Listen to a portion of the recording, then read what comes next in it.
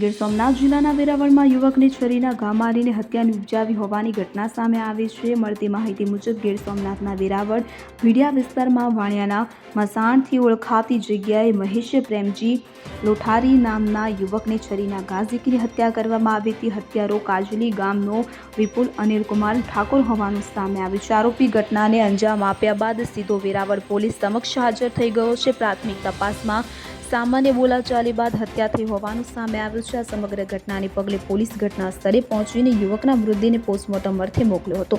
હત્યાને લઈને પોલીસે ચોક્કસ કારણ જાણવા માટે વધુ તપાસ હાથ ધરી છે। હત્યાના બનાવને લઈને ખારવા સમાજના આગેવાનો મોટી સંખ્યામાં હોસ્પિટલ ખાતે એકઠા થયા હતા।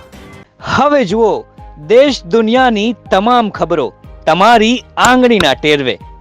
ઉઠાવો મોબાઈલ અને ગૂગલ પ્લે સ્ટોર પરથી ડાઉનલોડ કરો અમારી CN24 ન્યૂઝ મોબાઈલ એપ।